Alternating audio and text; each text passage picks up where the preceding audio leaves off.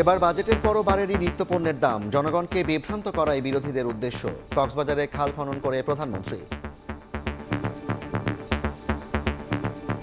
মানুষের নিত্য প্রয়োজনীয় জিনিসের ট্যাক্স কমে দিয়েছি যাতে সেগুলোর দাম কমে যায়। বিরোধী দল দেখলাম বলছে যে এই বাজেট তারা মানে না, জনগণকে বিভ্রান্ত করে অনেকে অনেক কথা বলেছে, কিন্তু জনগণের ভাগ্য পরিবর্তন হয়নি। জনগণের শক্তি হচ্ছে আমাদের সবচেয়ে বড় শক্তি। চকরিয়ায় জনসভায় যোগ দেবেন বিএনপি চেয়ারম্যান। জুলাই শহীদ ওয়াসিমের কবর জিয়ারত। 5 বছরে 25 কোটি বৃক্ষরোপণ কর্মসূচি উদ্বোধন প্রধানমন্ত্রীর। আপনার সন্তান যেন একটি সুন্দর পরিবেশে বুক ভরে শ্বাস নিতে পারে, সেই বিষয়টি মাথায় রেখে প্রত্যেকে দয়া করে যার যেখানে পক্ষে সম্ভব সেখানে একটি করে বৃক্ষের চারা রোপণ করবেন। দেখছিলেন প্রধান শিরোনাম। সন্ধ্যার সময় সঙ্গে আছি আমি জাফর সাদিক।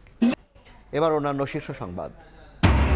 দক্ষিণ এশিয়ায় বিনিয়োগের প্রথম গন্তব্য হতে চায় বাংলাদেশ। পরিবেশ গড়ে তোলায় অগ্রাধিকার সরকারের।